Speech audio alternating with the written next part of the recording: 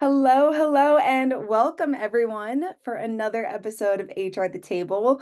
We're on season 4, episode 8, and are so excited to have you all join us.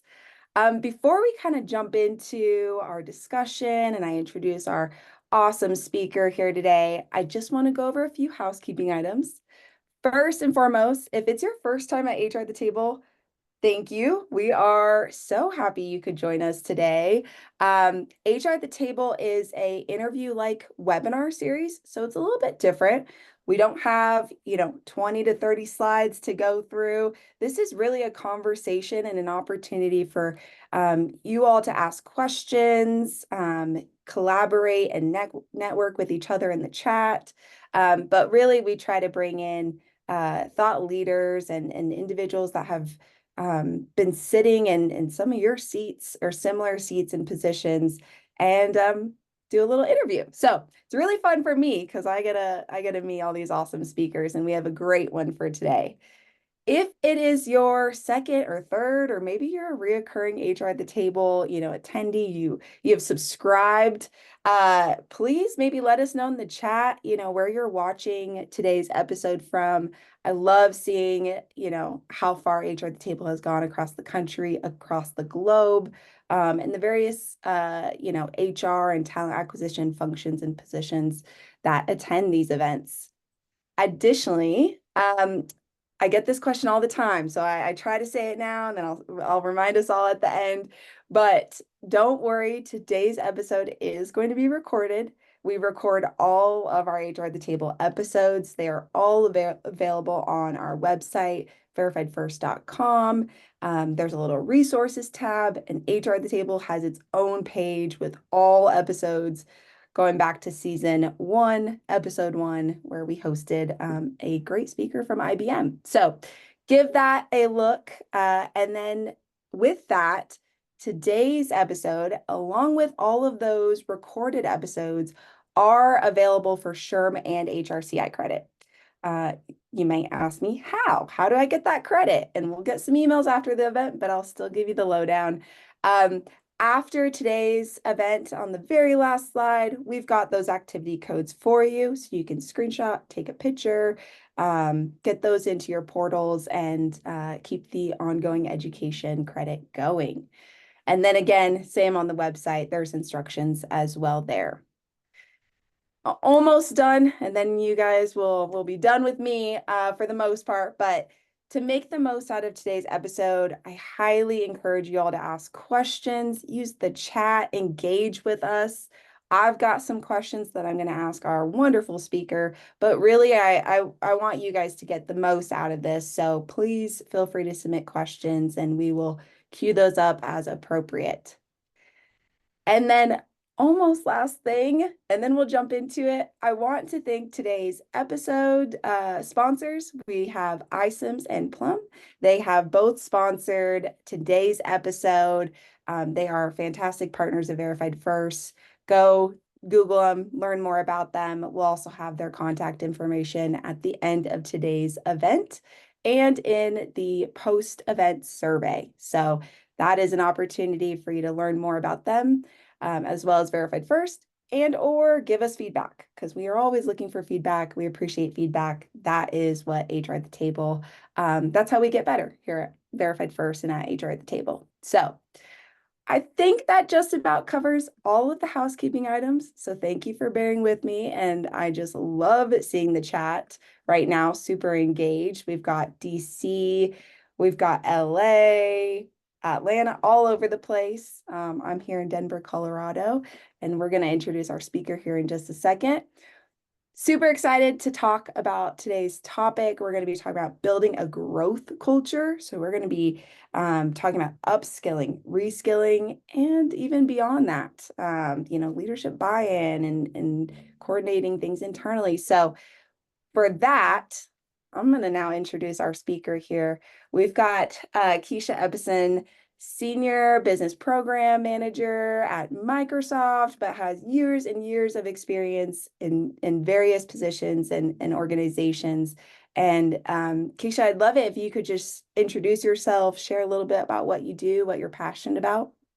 Yeah, I'm so thrilled to be here. I love the chat. I can see it on my screen. Everyone's from places that I've been. I'm originally from Jamaica, so I saw someone who's from Jamaica. I love spent time in the Philippines, and so I mean all globally. And then I'm a New Yorker, right?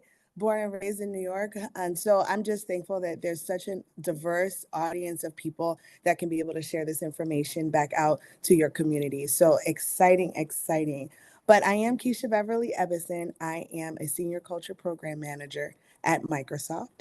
I am in an HR adjacent role, but I spent my first 8 years at Microsoft in an HR role, so in talent acquisition, really focusing on creating strategies for hiring within the early in career market, HR for HR, and even in engineering. So that's my background. For most recently, I've got a ton of experience that I'm hoping to share with everyone here today. I'm also a coach.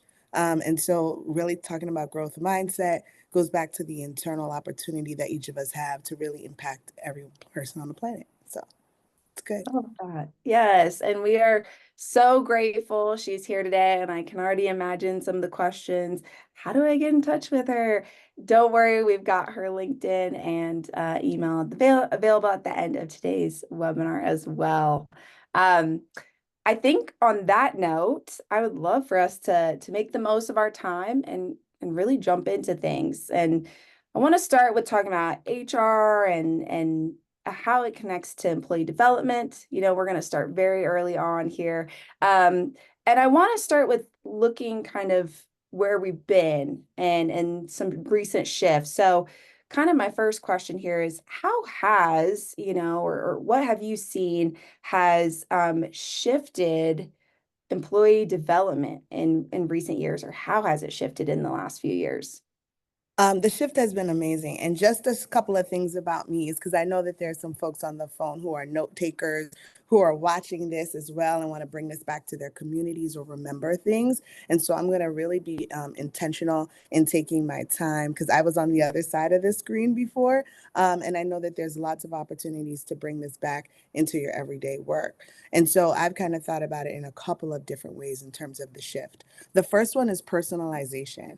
So what I've noticed now, especially for HR, is that it's no longer a one-stop shop of learning for everyone. Each employee has an opportunity to really be developed as an individual based on their needs. The second piece that I've noticed is continuous learning. I remember the days, and Liv, you might remember the days too, you start a role or an opportunity in an organization and HR gives you some videos to watch. You watch those videos, you don't return back to those videos, you mark it as a check mark, done. And then every year you'll continue to check the mark every single time you do those videos. Well, now we have made a learning portal of opportunities that all of us are diving into. And so the ability to continuously learn, right? Develop as employees, but then also to get the practical HR knowledge, right? That comes from those very essential trainings that people go through. The third is the digital platform. And so I know, again, when you think about a shift, especially post COVID, we have learned how to do really well this hybrid environment of being able to have in person opportunities when it comes to HR, but then also the opportunity for us to be, at home like we are now and remotely learning and growing together. And so when I think about the shifts in HR, those are just a couple, along with soft skills. I'm so proud of HR because now like everyone is on our note in terms of the ability to talk about our soft skills. Who are we and how are we presenting ourselves at work, right? How can we bring our full self to work? This authenticity of who you are is now becoming more and more evident. And so that's some of the ways that I've seen the shift happen over time. Yeah. Thank you for outlining those. I told you guys she's going to be a great speaker, and we are so fortunate to have her here, really thinking about all of you and how to make the most of today's discussion. So appreciate you walking through those various shifts. And kind of my follow-up question is why? What has kind of influenced or what have been some of the largest drivers, I would say, behind this shift in employee development and the emphasis on it? I think the shift really comes in with technology, right? Technology has made huge changes and advancement, and I'm thankful and blessed and humbled to work at a tech company. But I sometimes feel like we all work at a tech company because technology is touching everything we do. And so when you think about competitive advantages for your organization, being able to serve customers quickly, being able to have employees like we're talking on this call about upskilled, it's going to be definitely in that space of opportunity for shifting. Also, remote work. So, remote work takes away our coffee cooler conversations that used to make it easier for us at times to have some of the opportunities we have in HR previously in terms of engaging with employees. And so, how do you engage with employees when they're in a remote and hybrid environment? And the way that you can do that is by the shift that we've seen occur. The growth mindset, we'll talk about it hopefully in this call just a bit, has made a huge impact as well. Like we no longer are sitting in, we know what we know, but we're sitting in like we know and we're growing. So, those are a couple of things. Yeah, yeah, and we definitely are going to unpack, various aspects of each of those throughout today's conversation. Um, I'm gonna kind of double down on that question and the why, but then I wanted to talk a little bit about the who. Like, how has HR's role in employee development evolved as well, or shifted, or has it even? So it shifted, right? And so one of the couple of ways that it shifted is let's go back just a little bit further. And I know I'm a paper queen. I always have paper. So if you hear I love paper, it. it's just part of like my DNA. I grew up with paper and pencil, so I still I still have that. And so when you think about our role in HR and our opportunity to create change in that aspect is that we have to demystify, right, what Mm, HR is. And a lot of people had this administrative idea that HR is a place, person, or thing, right? But it's all of those, right? So it's not just where you go when you first get to an organization. It's not just a cost center. I know, whoop whoop. For anyone who that's like they're ringing that bell at work. Um, it's not a one size fits all. It is an opportunity to really evolve. And I think for us in HR, it comes with creating strong listening systems. And so, how are we listening to our employees? That's what we're doing to be able to create these shifts and changes. Is that we're bringing to leadership the things that our employees are saying themselves. So it's no longer us on the stage, right? Saying, okay, so in HR today, we'd love to discuss this particular topic. We have got such a powerful tool in saying, hey, in talking to employees, in pulse checking, they have now said this is quite important to them. mm, I have seen, yeah, I have the shift that I love that I've seen um, is truly the opportunity for HR professionals to get into the human aspect of employees development. So when we think about total rewards and benefits, right? And a lot of organizations have wonderful and fantastic benefits. And there are probably some benefit warriors on this call who are out there helping to build even stronger benefits for their organizations. And so it that shift that we talked about in personalization, the shift when it comes to technology, there are opportunities for us to really hear what sentiments employees are feeling now to be able to create different avenues for us to grow, as HR. yeah. I love that. And I love how you mentioned, especially the emphasis on listening there. And just that shift alone. And I think back to COVID and our HR team, like they were listening to us, they were listening to what was going on in the world, they were representing, various parties. And I gotta say, shout out to our HR team for keeping the flame alive, right? And I salute all of you that are on the call that went through all of that as well. And you mentioned um, uh, some of the misconceptions around HR. It's a cost center.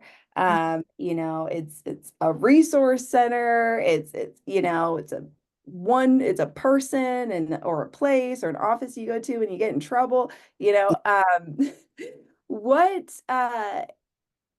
and we're going to unpack those a little bit more, but real quick for our audience, with some of those common misconceptions, are there any others that maybe come to mind? And then how have you seen HR, navigate those to redefine what they're about or to re-emphasize the human part of human resources?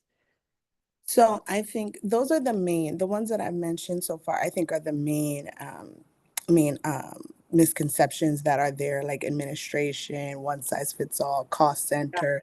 Those are the ones that I would say are the main. Um, and then the second piece to your question, I also have to mention just briefly that there are some challenges, right? And it's like, so you identify an opportunity, and when you do, then all of a sudden you notice the challenges. It's like, it would be great if we could all wake up tomorrow and build this huge HR infrastructure that allows for everything that we've dreamed of. But there are cost budget constraints, right? There's engagement constraints because employees are working, right? We're in HR, right? We're here to serve and be a part of the employee experience, and we're also employees, so we have to be fed, for lack of a better word, and we have to feel, the feels of being in the organization. I remember there was a point when I was working, maybe like, I don't know, before, 15 years ago, before I got to Seattle and before I worked in tech, that I said, like, I work at this place, right? Not for this place. Like, I just don't feel the connection. I just feel like I'm coming here to get everybody else on board. And I am so glad that there's such a shift that HR is getting what they need. To feel good and comfortable, to be able to do this amazing work. Measuring the impact of that work that we're doing in HR is highly important as well. And so when you think about the misconceptions, what's great Mythbuster is some data. Data is the best myth buster there is. So if there's one thing I can say is I love a good HR business analytics team. I love a good people who can bring the data, because I will bring all the feels, all the emotions. I can, I can voice cry on command, but I can let you know, like, experienced some things. But I love to partner with people who are focused in data, because that HRBI analytical lens, it really helps storytell to be able to get managers, leaders, the globe to get on board. And each of us are one big piece of an HR global movement. And so it doesn't matter, right, Liv, like, you're at your organization in Denver, I'm in my home in Atlanta. But when you start doing amazing things and I start doing amazing things, we can create a culture that Sherm and others will create content on, and will continue to influence, the HR world. Absolutely. Oh, I love that. I'm like getting chills. It's a movement we're discussing here, and progress forward. Now I do want, I'm watching the clock, and I want to get to kind of the meat of today's conversation around upskilling and reskilling and strategies and techniques around that.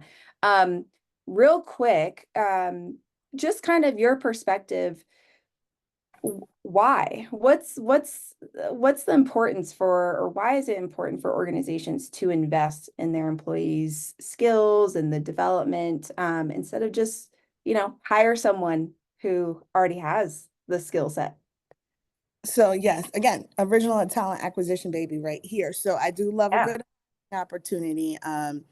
And I do appreciate the fact that hiring occurs, right? Because giving new opportunities, especially, I saw someone in the chat mention about early in career talent. That's a huge opportunity, because we do need the freshest information coming right out of the colleges or work skilling programs that are out there, where people are, learning something new, redesigning their career. We need all of those things.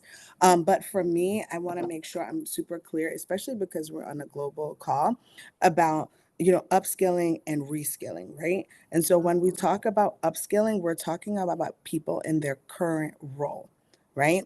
And we'll go into what that really means in just a moment. And when we talk about reskilling, right, we're talking about career transitioners.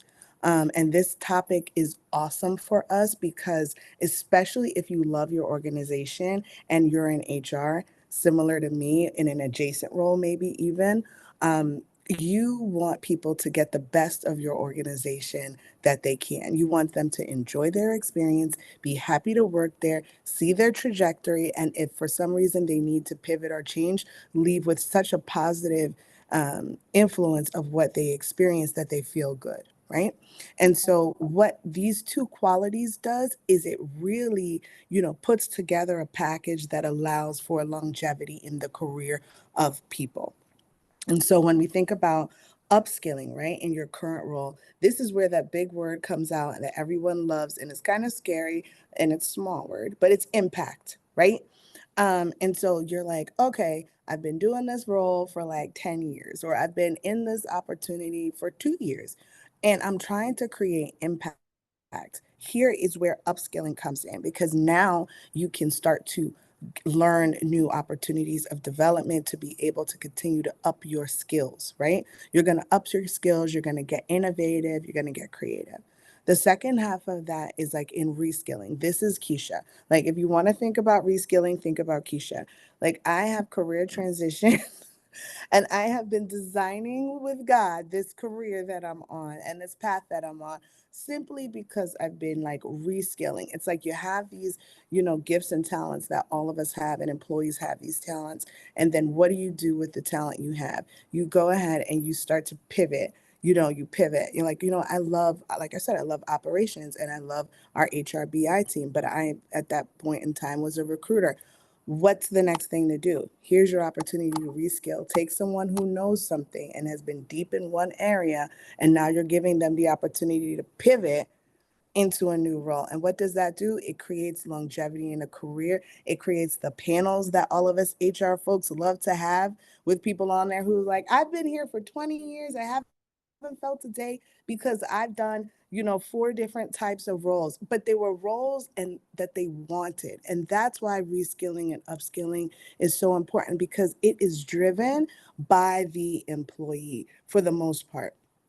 And it should be, right? It can be driven by a manager, which is awesome because imagine being tapped to say, hey, Jim or Jennifer, I really think you would be awesome at X, right? Even though you're sitting in Y, you've got a lot of X skills. That means that that person knows that the company sees their whole self, right? Their whole value, and they want to see them grow. So that's kind of like how I want to make sure I reference like upskilling and reskilling, and that there's value in both. And that there's an opportunity for us to really live longer in our careers when we continuously do this.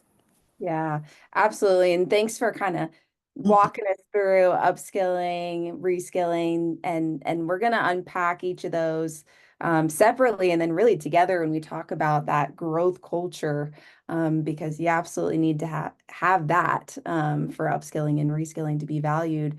Um, Audience, just a reminder, go ahead and submit questions. I see the chat going up and I'm like, try to follow along here, but feel free to submit questions as well as we dive in a little bit deeper. So, Keisha, to kind of start, I'm just curious in ways you've seen, or sorry, in some of the ways that upskilling specifically can be used as like a business advantage for your workforce. What's the value add to any organization?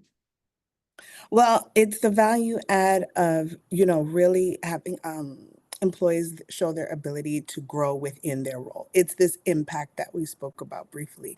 And so when you think about like, having a workforce of people that are constantly being having challenged and being innovative and learning the newest technology, your senior leaders, your stakeholders, your stock folks that are, investing in your company, investors, they can really see that the organization is going to thrive no matter what the weather is because they're really gearing up and having their employees to be able to be highly skilled, right? So efficiency as well. When you think about like how efficient is it for a team to be able to have employees that can quickly pick up and quickly maneuver or make changes, and then also how happy are employees? I know everyone loves when they receive those awards, like best employer, of the year, or like a most loved opportunity that you've had. I love those too. And so employees, when they have satisfaction, that's when they rate really high and say, I love it here. And so I think that there's a great opportunity there for all of those things. Yeah, absolutely. And I would imagine too, with that, it helps you pivot for the future and technology advancements, shifts in the industry, all of that. That. Yeah, absolutely. I'm curious. So our audience varies in company size, HR team size. We got HR teams of one in the audience, which shout out you all. And then we've got HR teams of 40, 50, it goes on, global organizations. Um, where would one start with having the conversation around upskilling or kind of building the business case for a focus on upskilling as an organization? Right. I'm going to always say the first thing I tell anyone to do before you build a program, service, or product is to go back to the values and the purpose behind your organization. That's the Mm, first. Even no matter what you're doing, just go back there, because as you grow this thing, it's going to get arms, legs, feet. It's going to have a bust. It's going to have pigeon coming out the side because it's going to get so exciting that it's going to just grow. So the first thing I would say is start with the value proposition of your organization, understanding your mission and vision. Right after that, let's talk about upskilling. First of all, we need to talk to employees. That's number one. So I met a wonderful group of people. I don't know if anyone's on the call that does this, but they work in like people science, right? And so it's the opportunity of the creation of surveys that give you the data that you need to be able to have the signals, to be able to kind of think about what is next for your organization. So I think the opportunity, first thing I would say is surveying, pulse checking, especially if you're HR party of one.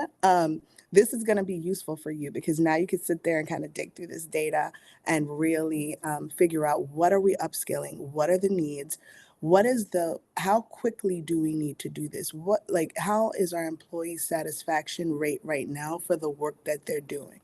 mm, Those are some of the questions that you're going to ask, and then the time frame, because again, upskilling is going to regenerate how a person potentially is working because they need to have time to do this type of skilling. And so we need to talk to people managers and senior leaders after we've done, in my opinion, right, all of the back work in terms of looking at the survey data and talking to employees and our learning and development team. And so when we think about learning, I hope this, even our party of one group, has someone who's in learning and development and training. And if you're that person who's learning, development, training, and talent acquisition, I cheers to you. But this is where AI and all of the other amazing technology in the world, used responsibly, of course, mm. will allow you to get that information that you need to be able to build a solid conversation around a program like this. And so, like I said, first, mission and vision. Second is what are the employees' needs? Third, like what is this timeline? What does it look like? And then again, is there a cost? Like all of those things in terms of basic project management. Is there a cost? Who are our partners? They can come later. I think the most important piece is to sit in the space of understanding what are the needs of the people I'm trying to upskill? What is the years of experience that they have? If our organization is a startup and it's like 65% college newbies, they might not need the same upskilling as an organization that's been around for like, I don't know, 75 years. And then like people that are sitting on, they've been there from the very beginning of time for their organization. And so I would definitely remember when you're capturing data, especially survey data, to figure out the time and tenure of the folks that are there. That's why I said there's a science to it. Definitely leverage technology or the people on your teams to help get there. I love that. And again, helping us just kind of talk through that. We have some questions. I'm watching the chat. One question here, do you try to capture uh, all levels all at once, or would you recommend a beta group or perhaps a phased approach? Yeah, I love a phased approach. That's me. That's Keisha. That might not be everyone else, but a phased approach works for me. The other piece is I love building programs that are centered around like the potentially the employee base that truly needs it. So like I'm going to do like a blanket survey. So the next time we have like an all hands, a town hall, I'm going to do a general, you know, if there was an opportunity for upskilling, would you be interested? Yes or no? Like I'm doing, and I'm just want to see what the energy level is. And then from there, I really want to see if there's a pocket of people. Because again, if this is like in that mid career section, then I can create a mid career upskilling program and it has feet to it. And I can really build like the opportunity for leadership to like actually buy in, is I hate that word, but like commit is better, commit to my or our team rather, because it's going to take a team, commit to our team's mission and vision of building this, and then I can make it measurable and repeatable in the early in career talent segment, and then in the most senior in career talent segment, because guess what, no one's seen this technology before, and so we're all upskilling at some point. So don't Yeah, forget the people, right, who have been here for quite some time. So I think that that's important as well. absolutely. And we have a few more questions here. Michelle and Lacey, thank you for that question. Michelle also here shortly after said, do you also recommend a skills gap analysis? Yes, yes, especially if that's what your organization is currently using. And if they're not, try it. Like, especially in smaller organizations. I saw someone posted in the chat about community college work. I worked at DeVry and for Strayer University in the operations area and partnered with the academic area to see where there were some of these gaps that we had when we were working with students, right, or with professors, because we really wanted our professors to provide a level of service that is just a bit different, like getting people prepared for work. And like if you're not prepared, right, because we need to upskill you on technology and we need to upskill you on growth mindset, because you're really been going deep in your subject area, we need to know like how we can do that well. And so yes, my answer is yes. That's Keisha's response. There's probably some other thoughts out there. I love it. That's awesome.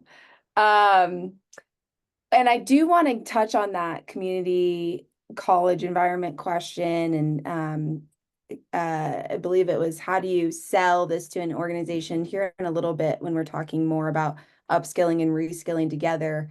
But one last question before we talk about reskilling, might be a good transition in a way. David's wondering, do you have any insight on the effectiveness of a mentorship program?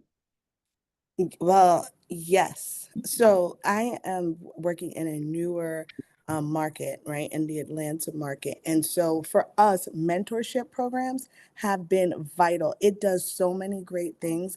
The byproduct, honestly, is the fostering of human connection between the mentor and the employee, because mentors have a certain potentially have a certain level of knowledge that they are interested in sharing back, especially when you notice, and I have noticed this in my engagements, when we put out the opportunity and the call of action, like would you like to be a mentor, it's strong, which means that people really feel that they are at a level in their career that they would love to share. Giving back is super important to them, and then helping others to continue on their path. That's one way of looking at it. The second piece to that mentorship opportunity is also creating more impact, because there's not only is the goodness that comes from being a mentor and watching someone grow and learn in their career, but it's also like how do you make impactful programming tools that allow for multiple people to grow within their career. That's where we see people are like, oh, I'd love to create an online platform community for mentors to be able to share more documents. I had something, someone. So again, the innovation that comes from mentorship programs is pretty strong. And when it comes to upskilling and reskilling, the the organic programs like the meetup culture, oh, the meetup culture is one that really fosters this well, especially if you're in a smaller organization. We're meeting in the cafe at 2 o'clock for, I don't know, program managers or data analysts or, comp consultants or anyone else. We're meeting in this opportunity, and they will start to see and figure out how they can upskill and reskill each other. And then you could take that data and then build stronger, longer programs. Love that. And that was a great question, David. It sounds like their his organization or their organization is using a mentorship program to upskill. So really, really great question. I'm gonna go ahead and pivot us to now talking about reskilling and the power of reskilling. Kind of earlier, you shared a little bit on how upskilling and reskilling are different. Can you share or maybe emphasize the importance of focusing on both, or if you were to pick one or the other, is there an answer there? I love both. So I can't I can't choose. It's like, Yeah. whatever your thing of preference is, it's like, yes, I'll take both. Like I would rather I love both, but to be very honest, I think that there's a happiness level that comes in reskilling because that newness, to your point, organizations, especially right now, and I could be wrong, I don't know how much like surge hiring is happening where like we're doing a ton of hiring within organizations. I feel like right now a lot of organizations might be pacing themselves, and when you're pacing yourself, what it does is like it you can potentially hear sound bites from employees that are saying, well, I don't know, like I don't know what's next for me, or I don't understand, like, I don't see my next role or opportunity. And I think in reskilling, that's where you design it, right? And so there's that opportunity. You might not see it, but here's where managers can go deep. And I love a people manager, like opportunity for them to get deeper in coaching, because when they get an opportunity to coach and they say, okay, let's talk about it, right? What would you want to do next?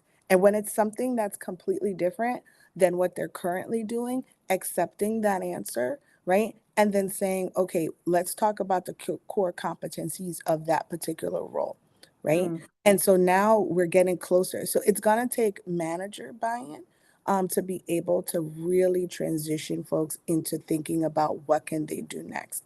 And again, the more opportunity we have for people with historic knowledge, right?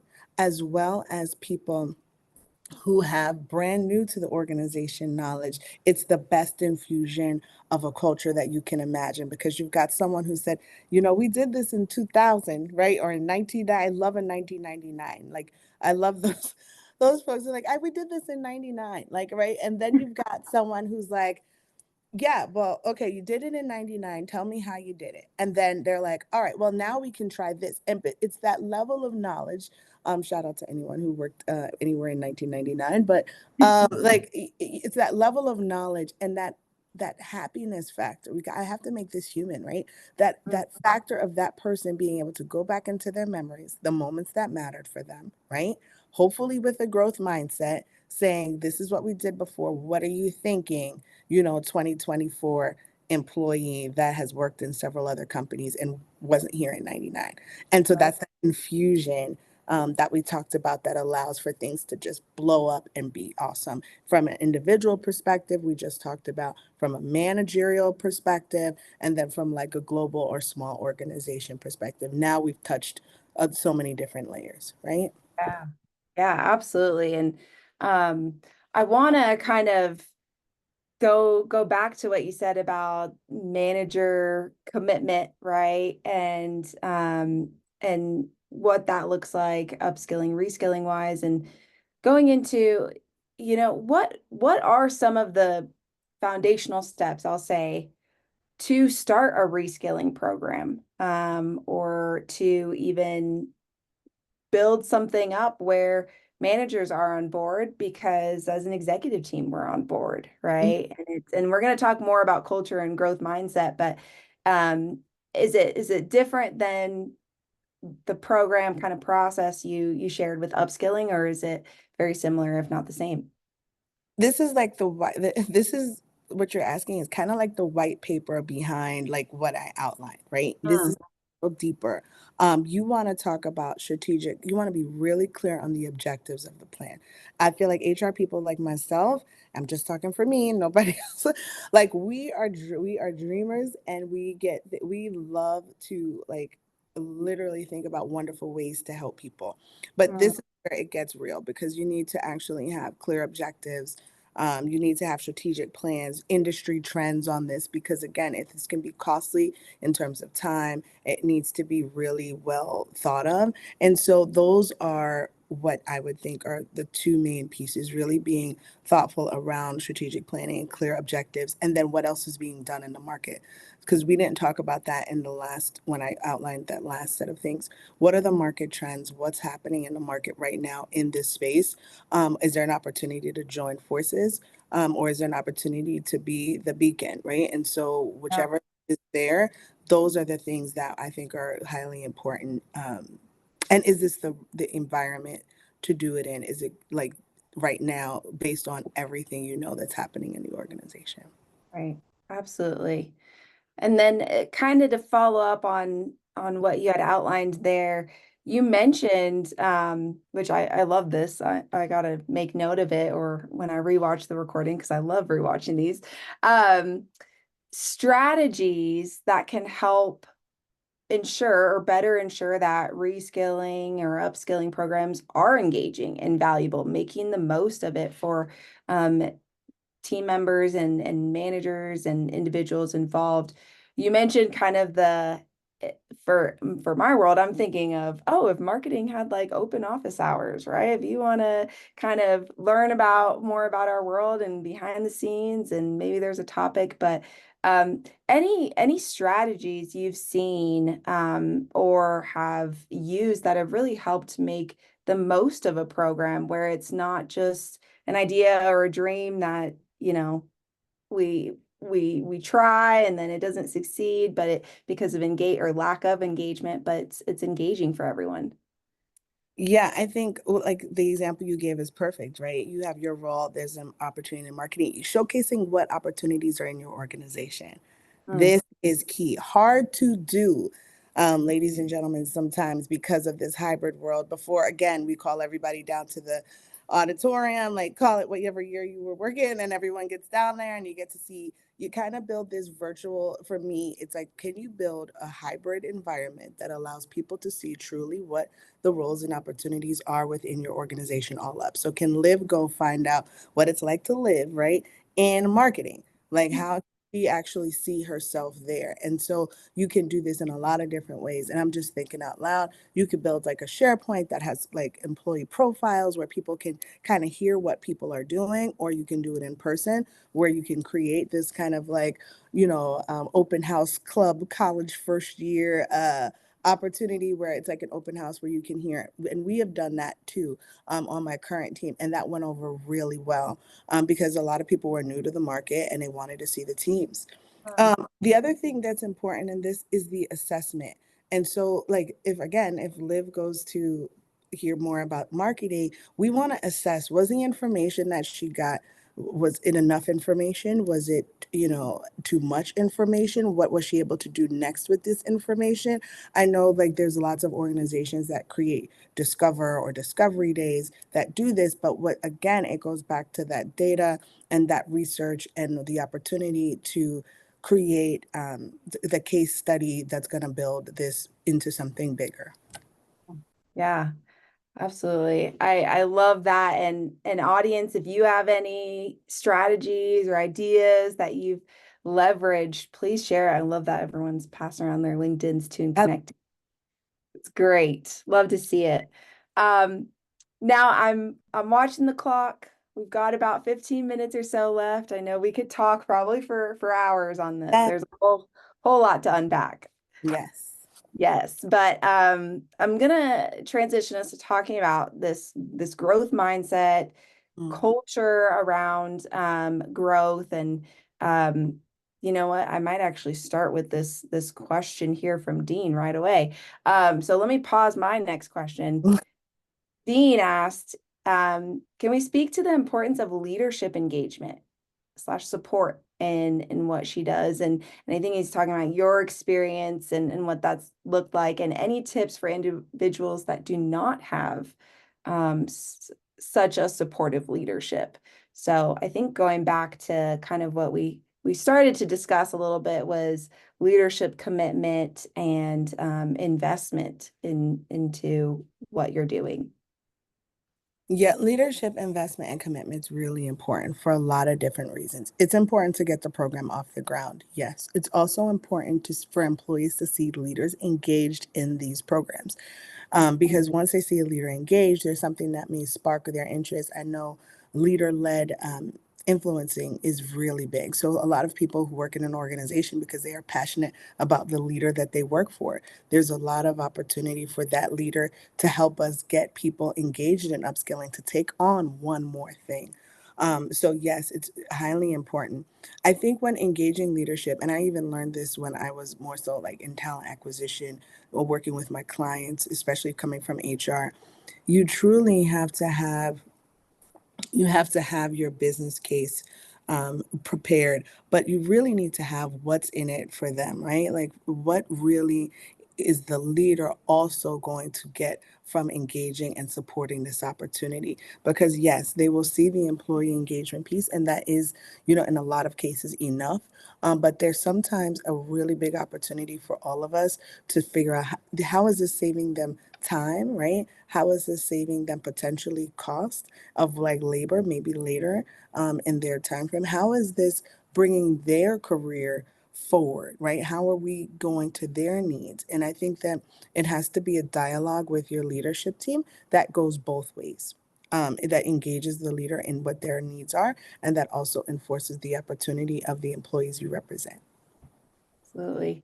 Great question, Dean, and thank you for your response there, Keisha. And for those of you that have attended HR at the Table, you might recognize Chris Corneen. He's been a speaker and is actually speaking in next month, but he kind of says the same thing. You got to speak the language of your leaders, and that could look like savings, like ROI. It could also look like employee retention and how that impacts them and their teams and engagement and all that. So, great question there.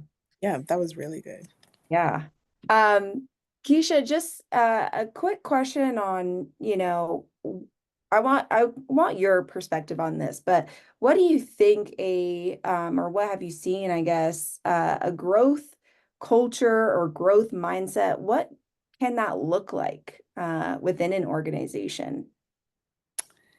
When you ask the question, first thing that came to mind is like everyone wins. Mm, In a growth mindset and a growth culture, everyone wins, from the person who has the most knowledge and wants to be the teacher to the person who is excited about being a student who will eventually be a teacher. In a growth mindset environment, it allows for everyone to kind of be both, to teach what they've learned, to learn what they would like to receive as what's next for them. Especially in the growth mindset and building of a culture, I have noticed that it only gets better. The innovation of whatever we're delivering in a growth mindset, culture, and environment only gets better because the quietest person in the room now has the platform to speak because no one is giving the impression that this they're leading. We're all leading, right? And now like the table's now even. We're all sitting at the same chairs, and it really allows for so much to happen in an organization. It's supportive environments. That's what it truly is. Oh, yeah, I love that. Everyone wins, everyone feels supported. My next question, maybe a little trickier even. What are the essentials or what are kind of like where do you begin in creating a growth culture in an organization? You have to outline it, right? Mm, Again, it sounds good. Like you wake up, go to work. All right, we're going to be growth mindset, everybody. Love each other, and whatever you got to think about, we'll share it. No, yeah, that works for yeah. some, and they'll adopt it and run through it. But others, they need that implementation of growth mindset principles, right? What are the principles and the guidelines for this growth mindset? How are we going to make this? How are we going to share the true backstory to it? There's so many books, so many publications around growth mindset, and it truly helps to grow in that. And if your organization has leaders who have adopted this culture, I would put them on the front cover of everything. If there's a newsletter, they're talking about growth mindset. If there is an opportunity for engagement in like a, larger forum, I'm having them talk there. But whatever the case is, like, I'm definitely having my leadership team to be able to talk about how the growth mindset has influenced even what they do today. Yeah. Yeah. And so I'm gonna kind of dig a little bit deeper there. Who owns this? Like, does a single department, does HR own this growth mindset and like educating and providing resources on it? Who owns it if anyone? They can. It depends on how your organization communicates, initiatives across, right? Like some organizations, this can come directly from HR. HR could say, all right, we're contributing to this growth mindset. I have seen it come from the most senior leader in the organization because it's a shift that takes every single person to be a part of. And who's going to own the continuous communication on growth mindset? It again, everyone that's here, right? We're all going to continue in our smaller team settings to do that. But what I love HR has an opportunity to do is to provide additional resources, especially if someone is struggling. Like when it comes to growth mindset, you have to understand that there are some folks out there that are overcoming their resistance to change. Everyone has walked a different journey in this life, and you have to be respectful of that. And so you walk into the room and you say, here's the change and let's do it. And you're going to get someone who's like, I don't do change. That's why change management, shout out to anyone who works in change management in HR, rolling out new concepts, because it's going to take potentially, depending on the type of organization you're in, it's going to take some change management. And that's okay, because that's another thing. Like all of these like challenges or opportunities really upskill our us as HR professionals, even though I'm in an HR adjacent role. And like it really does, it really upskills all of us, and gives us that chance to really do something that is going to be impactful again. Absolutely. Yeah, and while you're sharing, Katrina submitted a question here on not all people have a growth mindset. Some Hmm. just see their job as their bread and butter.